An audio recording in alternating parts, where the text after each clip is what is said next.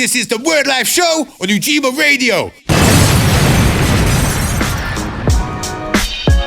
Mad. Crazy. You know, I don't know why I always say mad just before the interviews here, and it wasn't actually something that was on purpose, but I've always do it now, and he sets the markers on the videos by it. But right, this is the Wordlife show.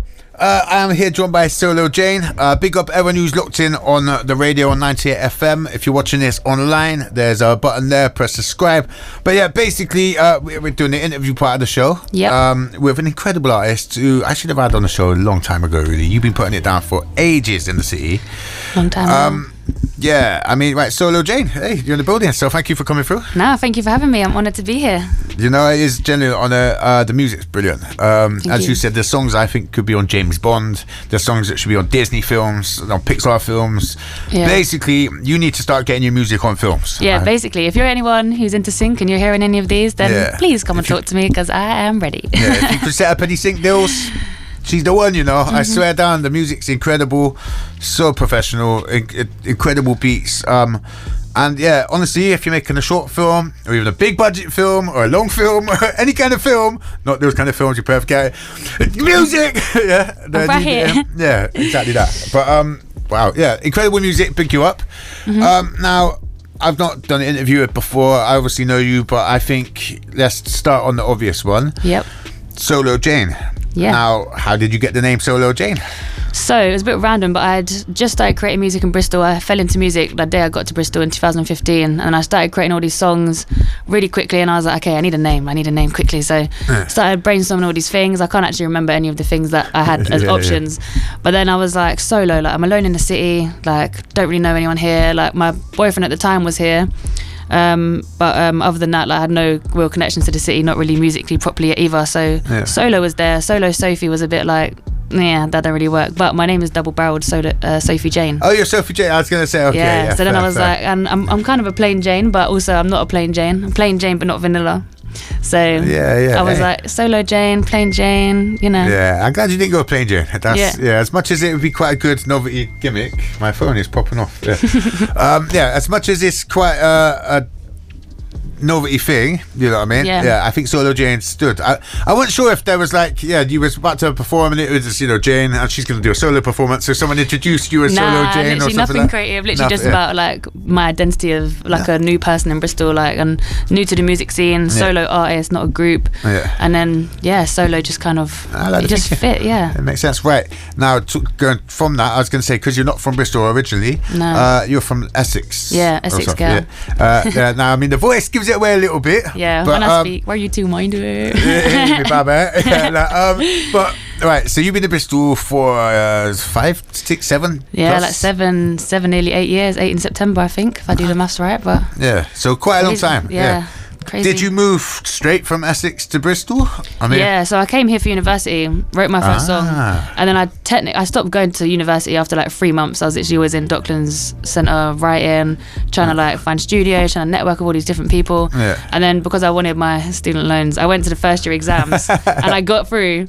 By the skin of my teeth, just about past first year. After 3 months of going and not doing nothing else, and you still managed to go in. It just felt like an extended A-levels. Winging it, see how far it can get you. That was fully winging it. Skills. But they clocked onto me pretty quickly after that. They were like, hold on, you ain't been to no... Like, I shouldn't have even got through because I did no assignments, no nothing. Like, didn't have like an attendance. Exactly. But my student finance, it was like 1 month after that. The first time I got it, and then it was just like, emails like, hold on. No. We just realised we just messed up a bit. Literally. So hang on. They after the exams they gave you another payment. Yeah, because I technically got through. So like I weren't sure. So is that like all of summer a term, like a little 3 month thing that they covered you for? So you bought yourself a bit of time. Yeah, I bought myself a bit of time. I was already working at the time. I was actually working at TGI's back then. I left there before I went back, but and then I went to TGI did good breakfasts, you know. Nah. They probably should though. But they don't. No. I swear they do like an all day breakfast thing. TGI Fridays. No, they might have done in the gaps I was gone, but But they changed the menu a lot. And they had the massive steaks. But anyway, let's about them. So you would do it. You come here for university. Yeah. What were you going to study at university? I was going to do marketing management, which in hindsight would have been so helpful. But I was just like, no, I'm young. I want to give this all my energy. I don't want to be like I don't want all these assignments. I want to just like focus. And if I want to pick it up later, I will. But obviously never did. Probably won't ever do that. I did actually try to then go BIM University like a little while after. Yeah. But because I'd already taken technically a year and a bit of student finance, they didn't believe my my reasons as to why I didn't attend university. So they would fund my last bit but not the first bit, so I ended up no, it's true. Like, about she was shot and murdered. It did happen. Literally, here's my scars. I resuscitated myself. Talk about scars. Actually, recently, you're an incredible artist, but you had an accident quite recently. I did, that nearly messed it all up and stopped everything. You broke your jaw. Broke it on both sides, shattered the bottom of it. Wild. Yeah, this was not my finest you was doing moment. a Kanye West through the wire almost. Almost through the wire, but not quite. It was just a bit too high for them to fix. So luckily, I'm really glad they fixed it. That could have been devastating. Imagine, I can't imagine the implications. That music's something you always wanted to do, don't it? Yeah, well, I was always a singer, but I used to play sports. So it was all about football, netball, rounders, trampoline, and all that stuff. And then I got told I had this problem with my joint, so I had to stop all contact sport just before I kind of moved to Bristol. Oh wow! That's why I randomly wrote a song my first day. So it all happened for a reason. But if I found out that I had to stop singing, that would have actually been dagger to the heart. I can't imagine. That's everything I know you for. It's your incredible voice and that. That would have been a huge kick in the hoo-hoo. Yeah. I would have been so mad at myself because it's all down to impatience, really. Yeah, can you tell us how you've done it as well? Yeah, it's embarrassing, but why not? But I was at my sister's hen do in Bath, and I was the only smoker, so I went outside to smoke, and then I couldn't get back in. So I was trying to call them, no one's answering, da-da-da-da-da. And then I had my house keys for Bristol in my pocket for a shared house, and I was like, they're on the top floor of this thing. I'm like, no, I'll use my keys. I had other things in my pocket I could have thrown. I was like, no, I'll use my house keys. Threw them up on the window. It did hit the window, but then it landed on the first floor window ledge. Oh no! So you got them stuck up there? Yeah, and I was like, no. Like, that's two places I'm locked out of now. Yeah, literally. So I saw this wall up, so I was like, easy. It must have been drunken power because looking back, I don't know how. I can't even do a pull up. So really, it must have been easy enough for me to get up there. But then I just couldn't get back down, and then fell off and landed on my jaw. I'm lucky I didn't break my neck, honestly. The problem with my joint saved my life, actually. For real? Because it stopped me from snapping my neck, because I didn't have any cuts on my hands or my legs. Literally fell a hole from the first floor bedroom window basically onto my jaw. So, well, I was going to say unbreakable, but apparently not. Nah.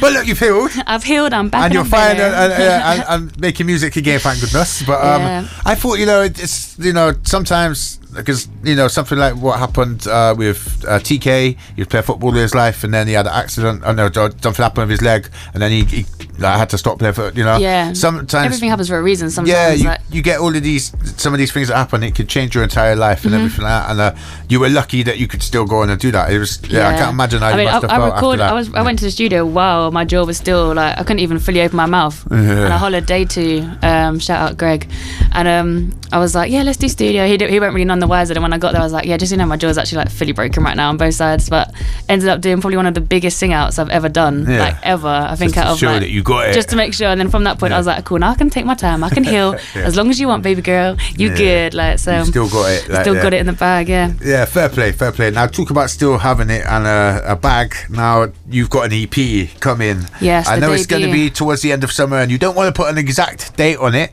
but you've got a name for it already, right? Yeah, it's called Solo.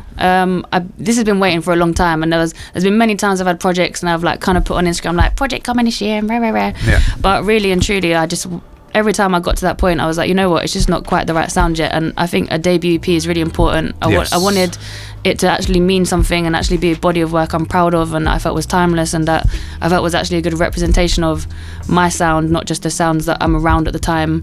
So the producer for this is actually out in Russia. It was a YouTube beat maker that I used to always write tracks to. Ended up emailing him, and he sent me this massive beat pack. This is going back 2 years ago now. So can you still speak to him with all the madness that's going on in Russia at the moment? Yeah, I was actually chatting to him yesterday because I needed some stems, and he was basically saying how he's been completely blacklisted. He can't get any of his royalty payouts. He can't get anything from BeatStars, YouTube. He can't get any payouts. All American websites, isn't it? So they're completely thingy. So, and he was saying that it's sad because the people that they know what's going on, they're not supporting it, but they're the ones that they're being affected punished by it. So I felt a bit bad for him, but that's harsh. Because, it's harsh. I watched loads of stuff online, and hardly any of the Russian people are supporting it anymore. Yeah. Like they're literally going out onto the street doing surveys, asking people, and they're being stung. Like they're the ones that are really feeling of all the sanctions and things like that. And it's weird, as you say, sort of things like as you say, Beatport, DistroKid, all these websites they use, they're American websites. Yeah, so imagine that being your whole wage and then just gone. No money coming in anymore. Like it's mad, isn't it? Yes. Yeah. So so the EP now that's got loads of the songs that we played throughout the show. Yep. So if they listen back to the show, they can hear some. They can hear a couple of sneak peeks. Yeah. The versions I played today aren't the final versions, which I've done for a reason. Okay. So there's more layers that will be on there. The final masters I haven't shown yet. Yes. But I wanted a taster I thought it was time. Yeah. I performed some of them anyway. So like if you've heard any of my music, you would have heard a few of them anyway. Yes. But I want to save something. Yeah. For the final. Yeah. I think it's really good music, whether that was a final one or not. I understand you got it to look so you could put all those extra layers in, you could do all that stuff and tie it up a little bit, but as is already, it's a very solid project. So we'll be supporting that fully. Now we're going to do an interview, time slips away, we're going to do a live performance part of the show, but before we do that, can we have your social medias and where they can find your music and stuff like absolutely that? So I am on pretty much all platforms. Official Solo Jane, that's SOLOJANE. I'm not going to try and quickly spell official because I would definitely get it wrong. But Official Solo Jane, that's the name. Man, Instagram is my most active. I'm trying to be more of a TikTok girl. So if you see me doing weird dances, just know it's paining me inside just as much as it's probably paining you to watch it. But just like it, at least the algorithm rates me a little bit. Yeah, that's it. I mean, the things we got to do is saying that, actually, we got 1 minute, just super quick, because there's something I forgot because we're talking about other stuff. But you've done a training course over the last couple of days to help people as well. I'm a part of the Next Level program. It's actually from yesterday all the way till next week. We've got a showcase at Bristol Beacon on the 14th with Miss La Familia headlining, and we're going to be on the main stage at Love Saves the Day this year. So really, really good. I'm so gassed that I managed to get a place on it. So many like influential and like intelligent and like smart, creative people just there to help you, and like the support already has been incredible. I've had so many life-changing conversations that have really already changed the course of what I'm doing as you said. Look out for her on drum and bass track soon as well. The whole game. This might be the last R&B part of Solo Jane's career for now. So you got enough to last you forever on that. Exactly. So take a few risks, try a few different things out there. But if you see her on drum and bass, make sure you support that as much as you do as on the R&B stuff. But look, thank you for coming through. Absolute pleasure. Amazing show. I can't wait for the live part. So we're going to go into the adverts now, and we'll be back on the other side after that with some live music. Amazing. Let's go. Cause I don't rate nobody. Step from the gang. I don't rate nobody. A few of a man. I don't rate nobody.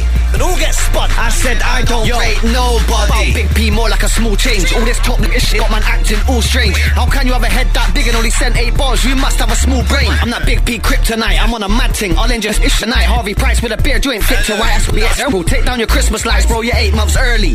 Stillborn. Oh, this shit was too deep. Big P, but your pockets ain't too deep. You're the weakest member in 2D. You can't clash, you don't have the words. Last time I had a Big P, flush afterwards.